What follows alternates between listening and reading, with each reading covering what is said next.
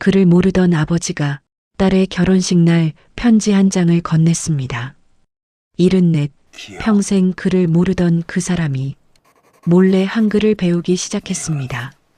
딸에게 단 한 줄 직접 쓰고 싶은 말이 있었기 때문입니다. 그 편지에는 40년 동안 하지 못한 아버지의 말이 담겨 있었습니다. 이것은 그를 몰랐던 한 아버지와 그의 전부였던 딸의 이야기입니다. 빈 의자가 하나 있었습니다. 아무도 앉지 않는 자리였습니다. 아침마다 같은 곳을 지키고 있었습니다. 아침 6시였습니다. 작은 아파트에 햇살이 들어왔습니다.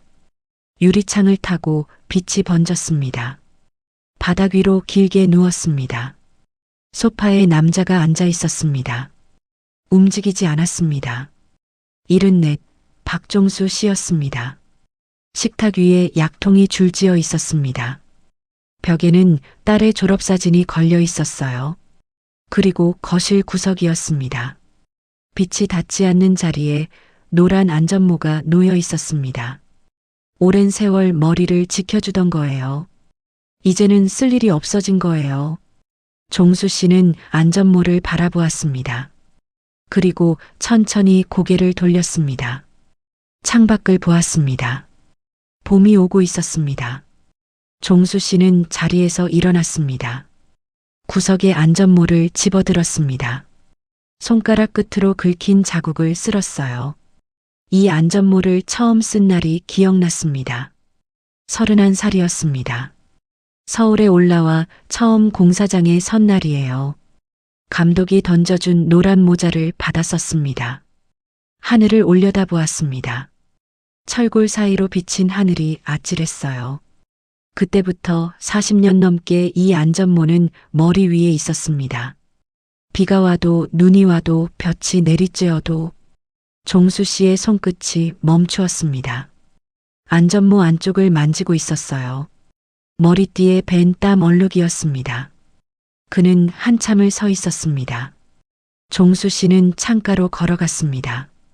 아파트 단지 아래를 내려다보았습니다. 벚꽃 나무에 봉우리가 맺혀 있었어요. 아직 피지 않은 꽃이었습니다. 하지만 곧 필 꽃이에요. 유리창에 자신의 얼굴이 비쳤습니다. 주름 깊은 이마였습니다. 거친 피부, 굽은 어깨, 문득 스스로에게 물었어요. 언제 이렇게 늙었는가? 어제까지만 해도 비계를 오르내렸습니다. 이제는 약통 뚜껑 하나 열기가 어려워요.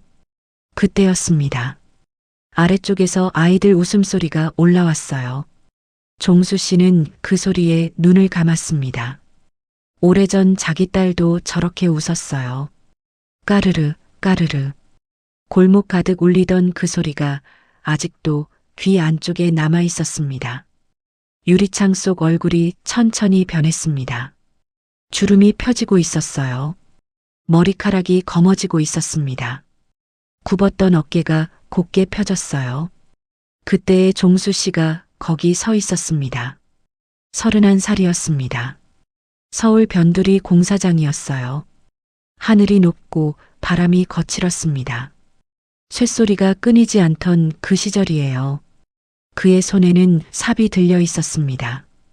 그의 눈에는 각오가 들어 있었습니다. 1992년 여름이었습니다. 서울 외곽의 아파트 공사장이었어요. 종수 씨는 하루에 시멘트 포대를 100개씩 날랐습니다. 어깨가 빠질 것 같았어요. 하지만 멈출 수 없었습니다. 고향에서 올라온 지 2해였습니다. 중학교도 마치지 못했어요. 논의를 하다가 무작정 상경한 청년이었습니다. 그를 몰랐습니다. 학교에 다닌 적이 거의 없었어요.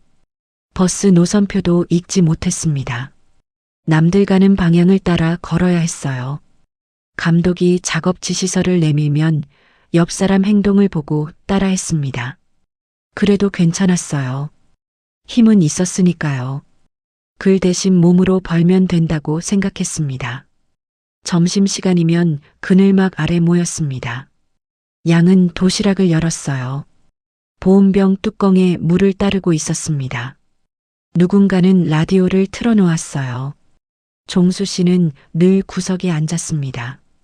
다른 사람들이 신문을 읽을 때 그는 바닥에 모래알을 세고 있었어요. 그를 모른다는 건 가장 조용한 사람이 된다는 뜻이었습니다.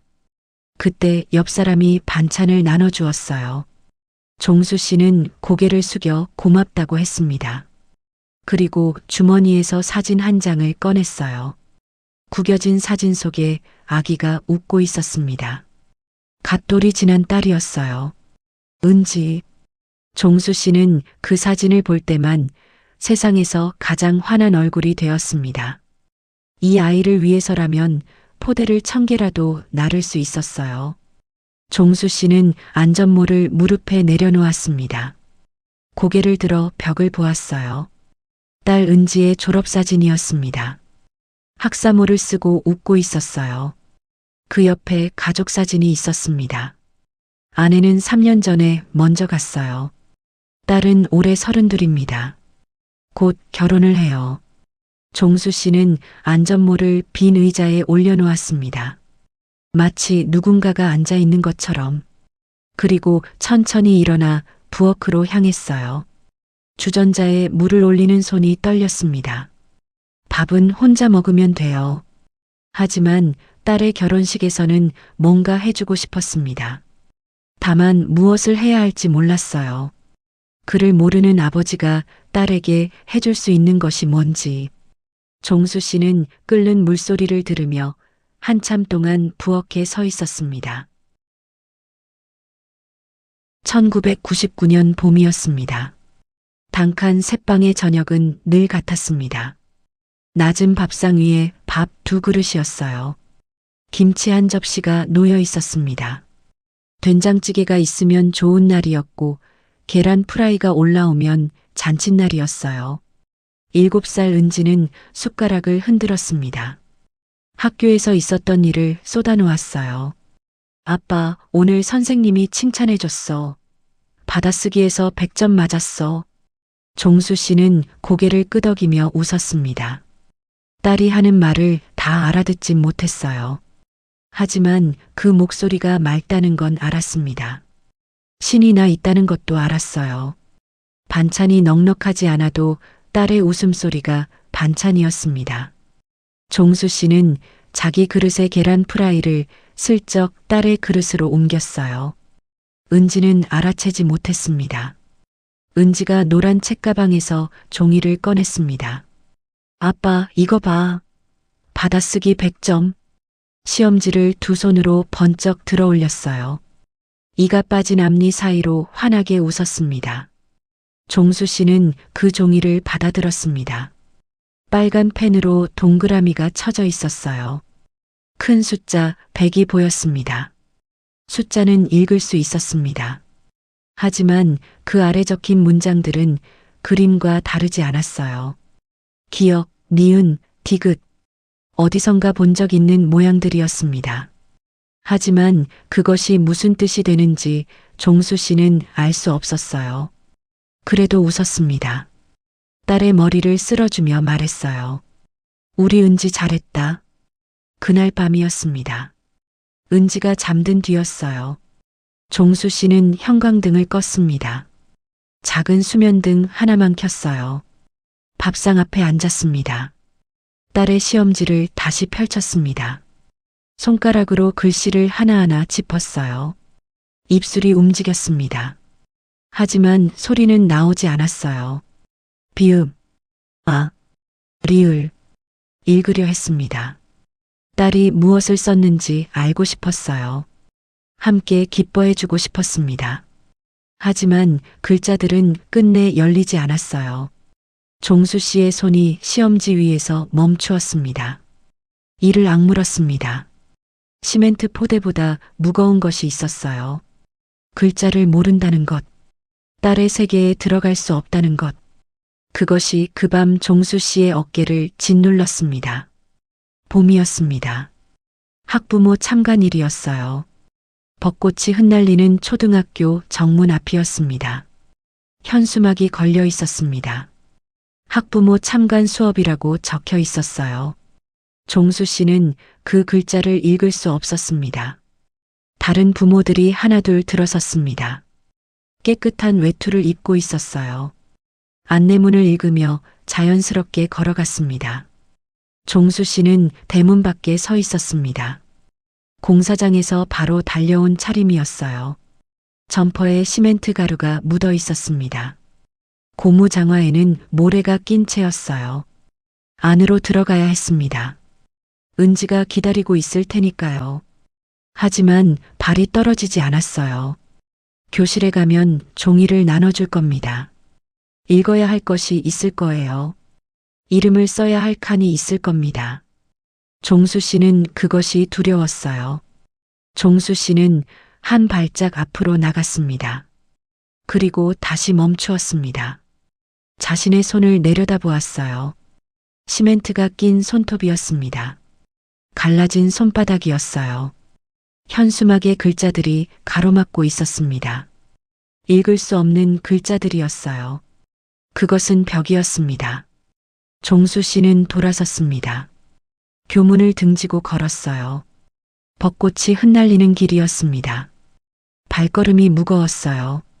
은지가 교실에서 뒤를 돌아볼 거예요. 아빠가 올까 안 올까? 빈자리를 확인하고 고개를 숙일 겁니다. 종수 씨는 그걸 알면서도 돌아서야 했어요. 그를 모르는 아버지가 들통나면 딸이 창피할까봐. 벚꽃잎이 어깨 위에 내려앉았습니다. 종수 씨는 털지 않았습니다. 교실 아니었습니다. 아이들 뒤에 부모들이 앉아 있었어요. 은지는 뒤를 돌아보았습니다. 자기 자리 뒤 의자가 비어 있었어요. 아빠는 오지 않았습니다. 은지의 입꼬리가 천천히 내려갔어요. 옆자리 친구가 물었습니다. 은지야, 너 아빠 안 왔어? 은지는 고개를 숙이고 말했어요. 아빠 오늘 바빠. 바쁜 거라고 생각했습니다. 공사장 일이 바쁜 거라고요.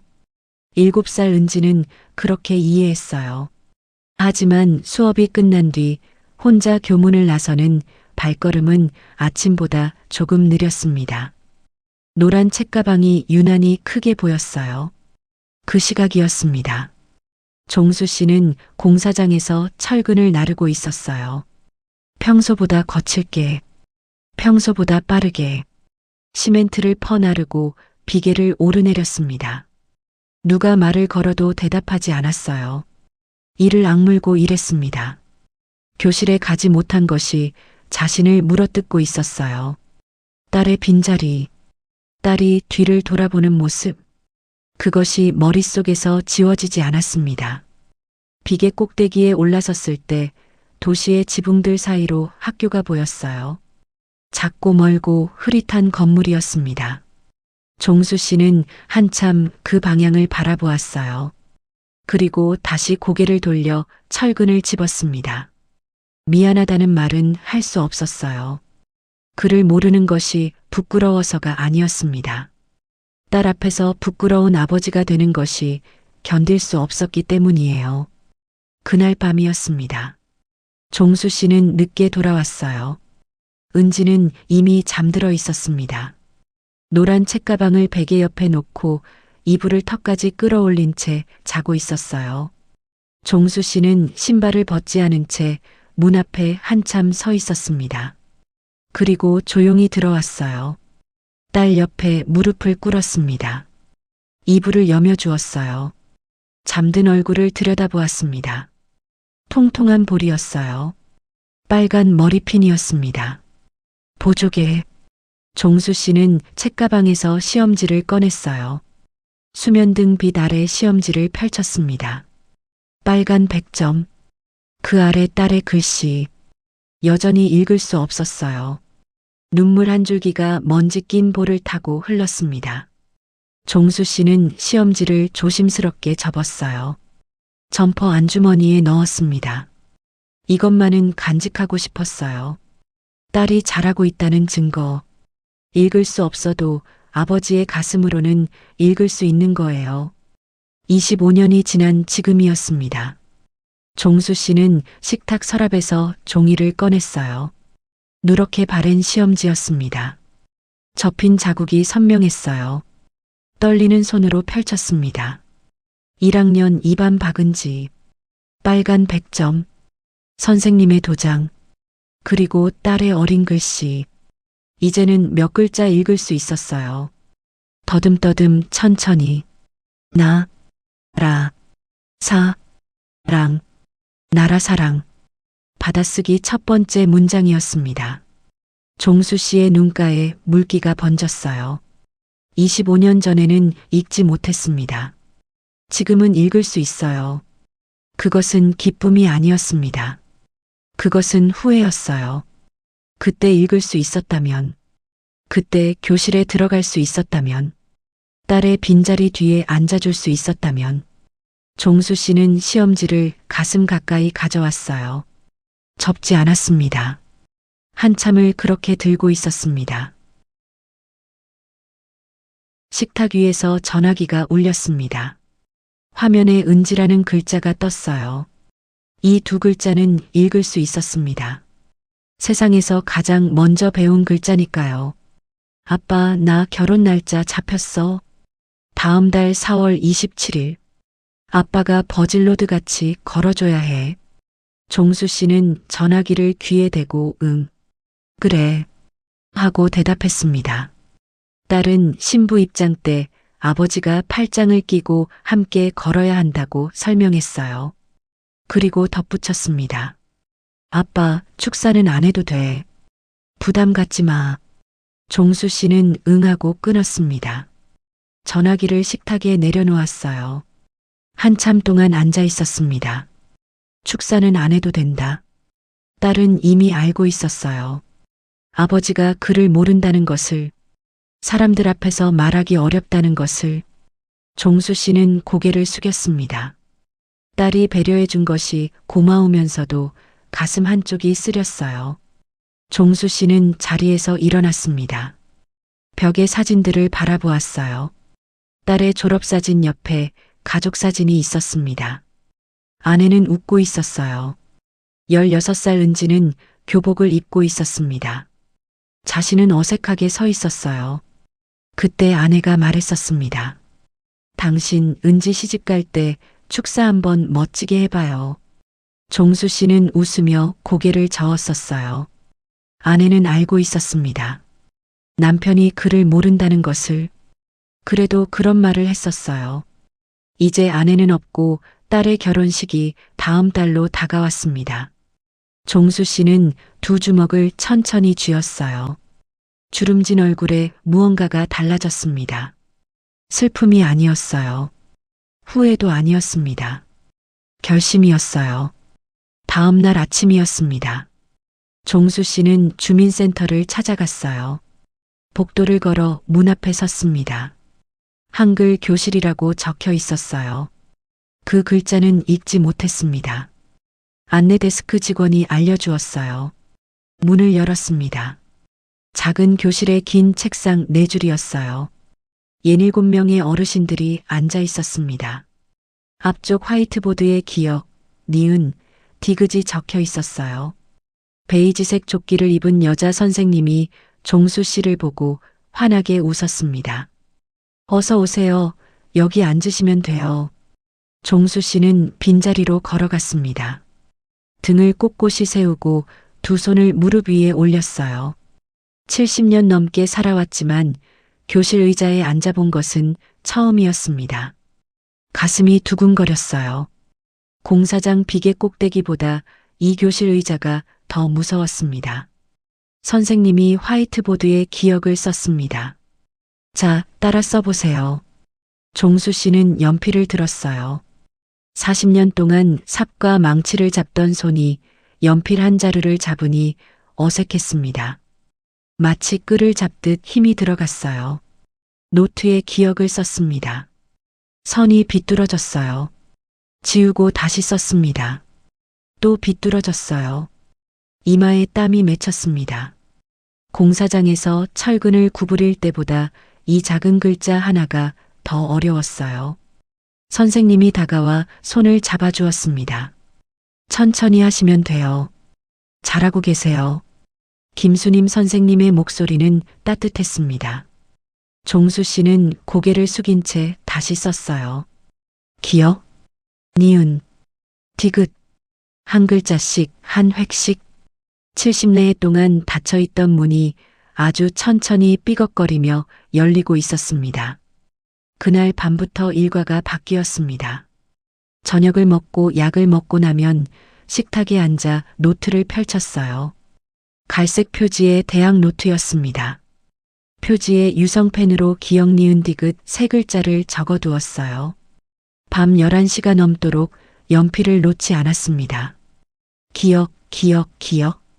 니은, 니은, 니은. 디귿, 디귿, 디귿. 입으로 소리를 내며 따라 썼어요. 기억, 니은, 디귿. 연필심이 닳아 뭉뚝해지면 칼로 깎아 다시 썼습니다. 손가락 마디마다 아픔이 왔어요. 하지만 멈추지 않았습니다. 노트 한 장, 또 한 장.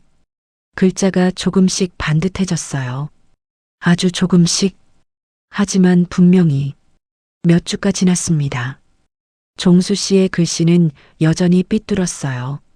하지만 이제는 자음과 모음을 합칠 수 있었습니다. 가, 나, 다라. 선생님이 다가와 노트를 들여다보았어요. 노트 아래쪽에 한 단어가 반복되어 있었습니다. 은지, 은지, 은지, 은지, 은지. 선생님이 물었어요. 이 이름이 누구예요? 종수 씨는 잠깐 망설이다가 말했습니다. 딸입니다. 선생님은 고개를 끄덕이며 웃었어요. 참 예쁜 이름이에요. 아버님 잘 쓰셨어요. 다른 수강생들이 작게 박수를 쳤습니다. 종수 씨는 부끄러운 듯 고개를 숙였어요. 하지만 입꼬리가 살짝 올라갔습니다. 평생 처음 받아본 칭찬이었어요. 글씨로 받은 칭찬. 25년 전 딸에게 해주었던 그 말을 이제 자신이 듣고 있었습니다. 잘했다. 노트의 앞장과 뒷장은 달랐습니다. 앞장의 글씨는 겨우 알아볼 수 있었어요. 삐뚤고 크고 힘이 잔뜩 들어간 글씨였습니다. 연필을 꽉 쥐고 눌러 쓴 흔적이 종이를 파고들었어요.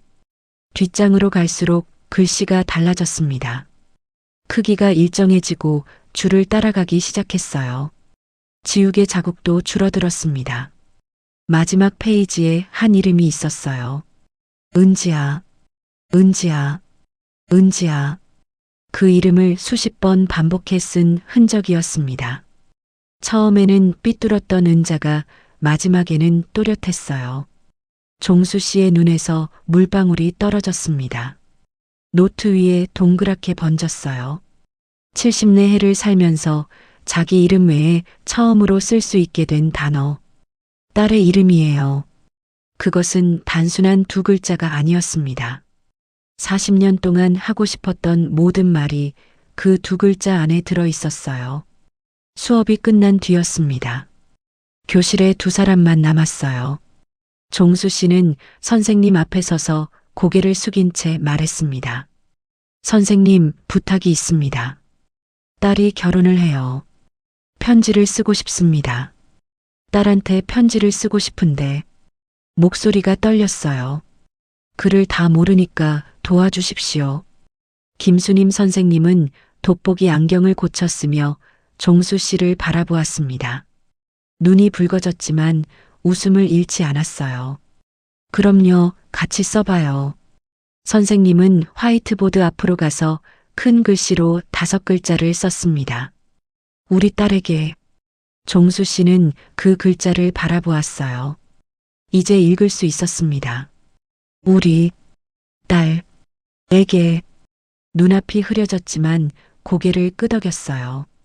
여기서부터 시작이었습니다. 74살 아버지의 첫 번째 편지. 딸에게 보내는 첫 번째 글이었어요. 해시태그 해시태그 해시태그 해시태그 해시태그 해시태그 해시태그 해시태그 해시태그 해시태그 장면 25. 결혼식 열흘 전이었습니다. 수업이 끝난 교실에서 종수 씨와 김수님 선생님은 마주 앉아 있었어요.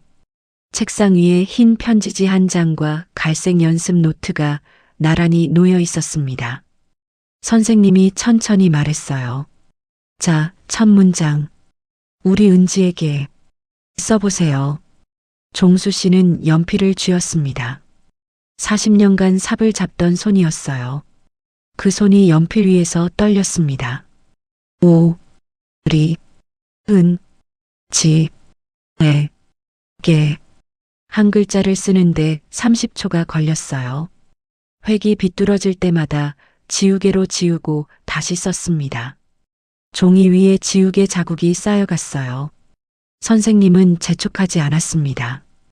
그저 옆에서 조용히 기다려 주었어요. 한 줄을 쓰는데 20분이 걸렸습니다. 종수 씨는 이마의 땀을 소매로 닦았어요. 공사장보다 힘든 작업이었습니다. 하지만 멈출 수 없었어요. 두 번째 줄에서 손이 멈추었습니다. 연필을 내려놓았어요. 쓰고 싶은 말이 있었습니다. 내 시험지를 읽지 못해서 미안하다. 하지만 시험지를 어떻게 쓰는지 몰랐어요. 입술을 깨물었습니다. 머릿속에는 말이 가득했어요. 하고 싶은 말, 해야 할 말, 참아온 말. 하지만 그것을 글자로 옮기는 일은 시멘트를 맨손으로 빚는 것보다 어려웠습니다. 선생님, 시험지는 어떻게 씁니까? 종수 씨의 목소리가 갈라졌어요. 선생님은 종이 위에 시험지 세 글자를 써주었습니다. 종수 씨는 그것을 한참 들여다보았어요. 시, 험, 지. 천천히 따라 썼습니다.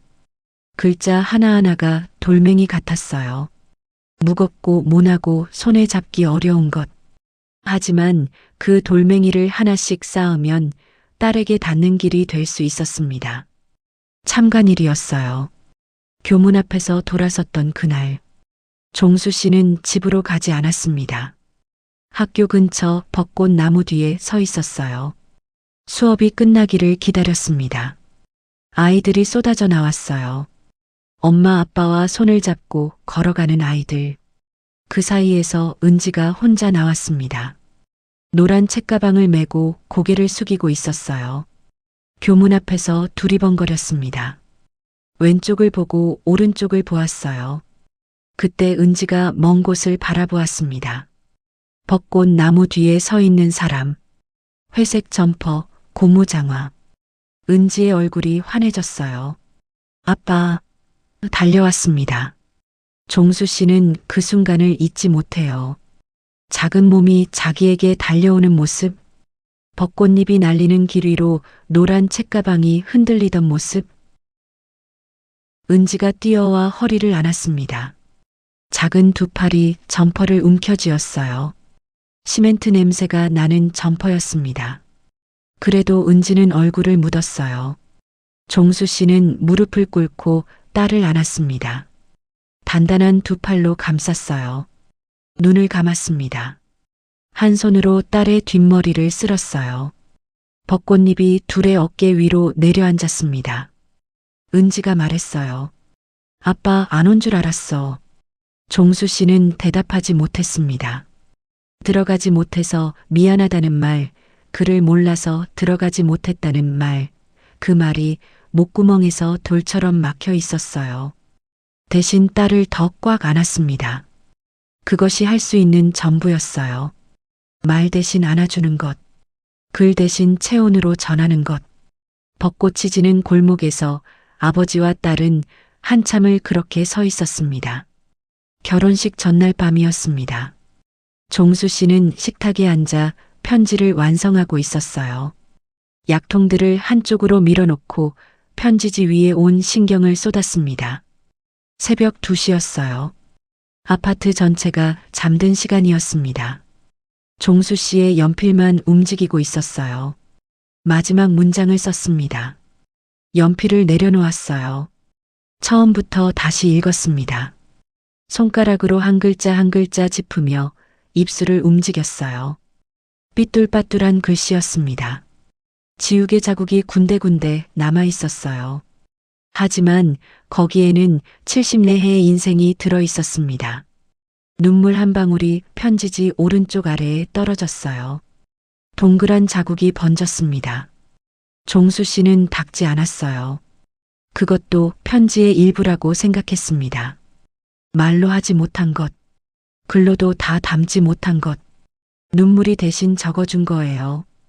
편지를 다시 한번 읽었습니다. 우리 은지에게 아빠가 글을 몰라서 미안하다. 내 시험지를 읽지 못해서 미안하다. 참관일에 교실에 못 들어가서 미안하다. 내가 그린 그림에 뭐라고 썼는지 몰라서 미안하다. 아빠는 내가 태어난 날부터 매일 내 이름을 불렀다. 은지야, 은지야. 그 이름만은 쓸 수 있었다. 세상에서 제일 먼저 배운 글자가 내 이름이다. 이제 아빠는 조금 쓸 수 있다. 많이는 못 쓴다. 삐뚤삐뚤하다. 하지만 이것만은 꼭 쓰고 싶었다. 우리 딸, 네가 내 전부였다. 아빠가. 종수 씨는 편지를 조심스럽게 접었어요. 한 번, 두 번, 세 번. 접힌 편지를 가슴에 안았습니다. 눈을 감았어요. 눈을 감으니 벚꽃길이 보였어요. 25년 전 그 골목이었습니다. 딸이 뛰어오던 길이었어요. 벚꽃잎이 카페처럼 깔려있던 길이었습니다. 지금도 그 나무들은 서 있을까요? 지금도 그 담장은 남아있을까요? 시간은 흘렀지만 그 길 위의 기억만은 그대로였어요. 작은 몸이 달려오고 노란 책가방이 흔들리고 아빠 하고 부르는 목소리가 울리던 곳. 종수 씨는 눈을 감은 채 미소를 지었습니다. 내일 딸이 다시 걸어와요. 이번에는 하얀 드레스를 입고, 이번에는 아버지의 팔짱을 끼고, 이번에는 도망치지 않아요. 이번에는 끝까지 함께 걸어갑니다. 새벽 5시였습니다. 종수 씨는 잠들지 못한 채 일어났어요. 옷장에서 양복을 꺼냈습니다. 아내 장례식 때 입었던 검은 양복이었어요. 그 이후로 한 번도 입지 않았던 옷이었습니다. 마른 몸에 양복이 헐렁했어요. 하지만 깨끗이 다려져 있었습니다. 흰 와이셔츠에 단추를 채우고 넥타이를 매려 했지만 손이 떨려 3번 만에 겨우 매듭을 지었어요. 양복 안주머니에 편지를 넣었습니다. 손으로 한번 두드렸어요. 가슴이 편지가 있는 자리. 그것을 느끼자 마음이 조금 놓였습니다. 베란다 유리창에 자신의 모습이 비쳤어요. 헐렁한 양복, 주름진 얼굴, 하얀 머리. 하지만 눈빛은 맑았습니다. 오늘 딸에게 편지를 건네요. 70내 동안 하지 못한 말을 건넵니다. 종수 씨는 현관문을 열고 밖으로 나섰어요. 봄 새벽의 차가운 공기가 볼을 스쳤습니다. 결혼식장까지 한 걸음씩. 웨딩홀은 환했습니다. 샹들리에가 천장에서 금빛을 쏟아내고 있었어요. 빨간 카펫이 입구에서 단상까지 길게 뻗어 있었습니다. 양쪽 좌석에 하객들이 앉아 있었어요. 웃음소리, 인사소리, 꽃향기. 종수 씨는 입구 근처에 서 있었습니다. 헐렁한 양복 차림으로. 이 화려한 공간에서 그는 너무 작아 보였어요. 손이 무의식 중에 안주머니를 만졌습니다. 편지가 거기 있었어요. 가슴 위에서 종이의 모서리가 느껴졌습니다. 괜찮다, 괜찮다. 종수 씨는 스스로에게 말했어요. 오늘은 도망치지 않는다. 25년 전 교문 앞에서 돌아섰던 것처럼 오늘은 돌아서지 않는다. 심호흡을 했습니다. 봄 공기가 폐를 채웠어요. 대기실 문이 열렸습니다. 은지가 나왔어요. 하얀 드레스, 레이스 베일. 32살의 딸이 거기 서 있었습니다. 종수 씨는 숨이 멎었어요. 어제까지 노란 책가방을 메고 뛰어오던 아이가 하얀 드레스를 입고 서 있었습니다. 은지의 눈에 물기가 어렸어요. 아빠. 종수 씨는 대답하지 못했습니다.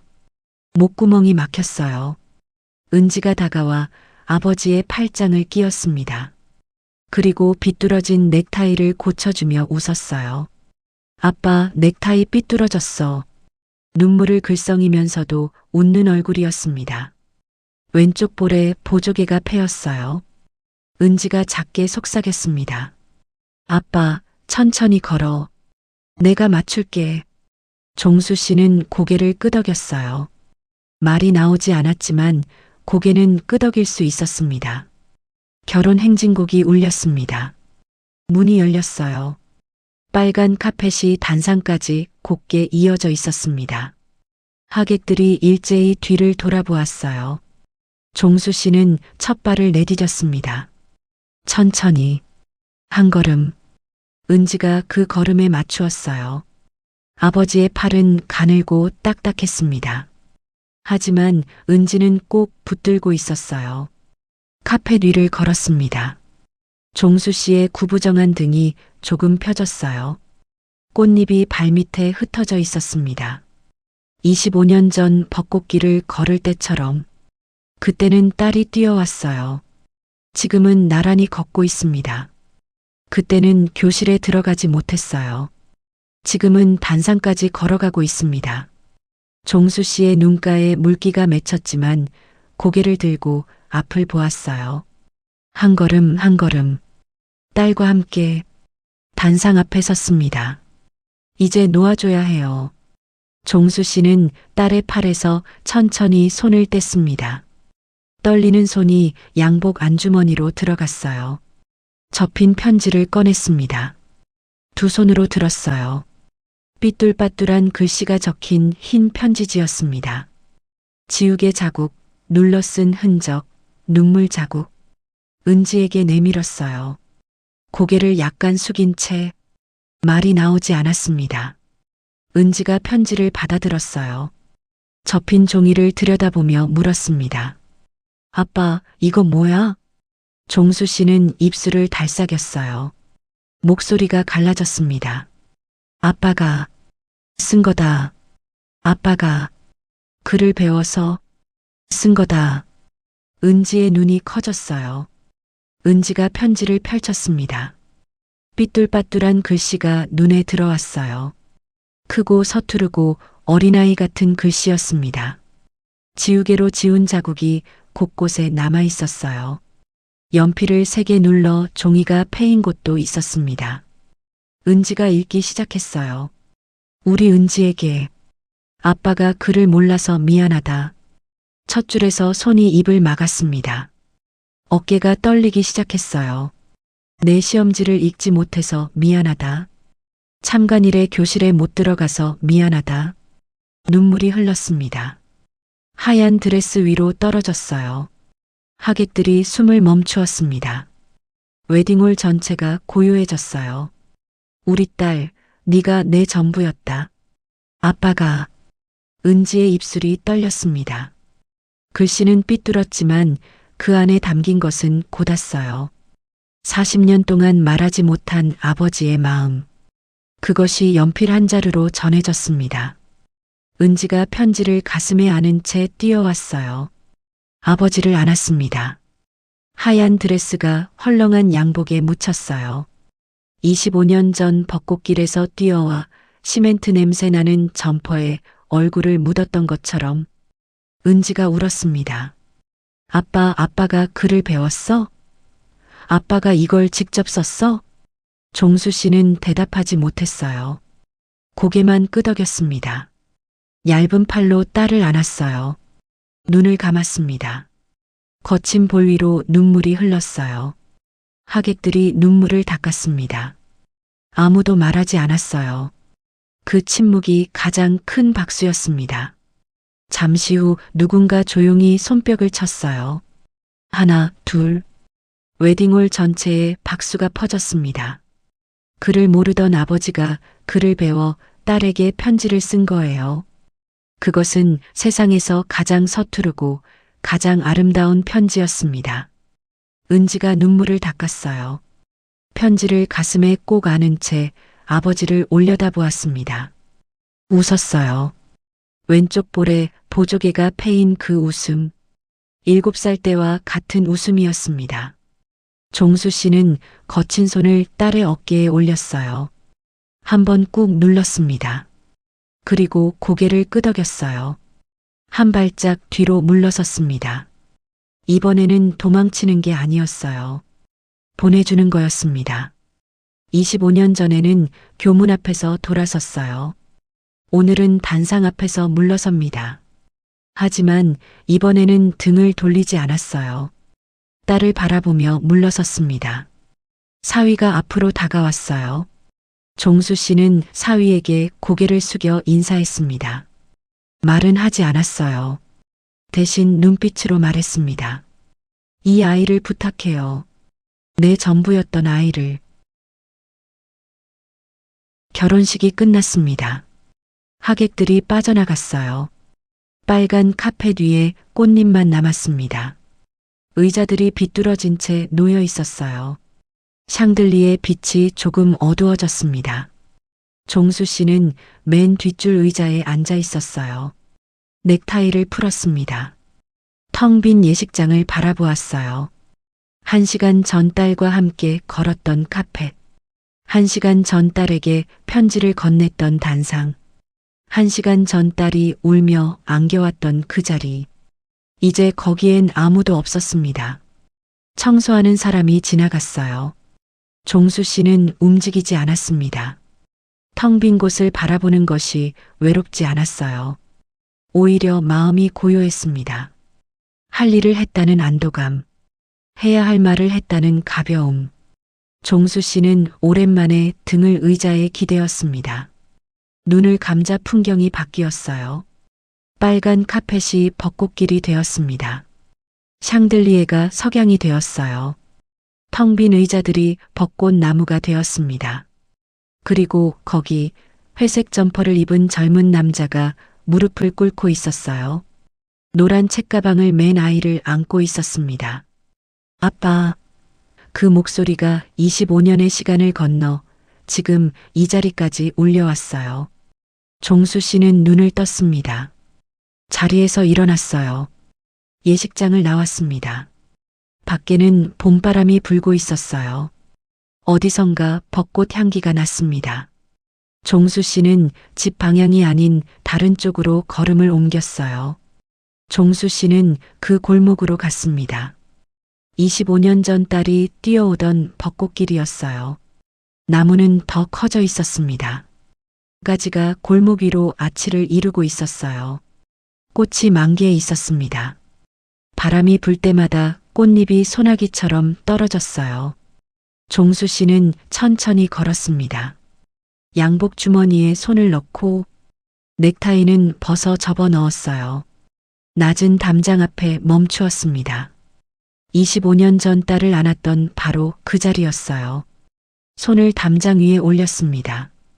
돌의 질감이 그때와 같았어요. 고개를 들어 벚꽃을 올려다보았습니다. 꽃잎 하나가 볼 위에 내려앉았어요. 종수 씨는 털지 않았습니다. 25년 전에도 그랬듯이 눈을 감으면 보여요.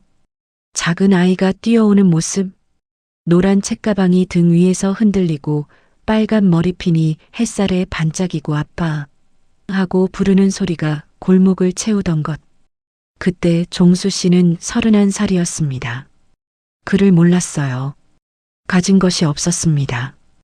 딸에게 해줄 수 있는 것이 아무것도 없다고 생각했어요. 하지만 틀렸습니다. 해줄 수 있는 것이 있었어요. 안아주는 것, 기다려주는 것, 그리고 마침내 글을 배워 편지를 쓰는 것.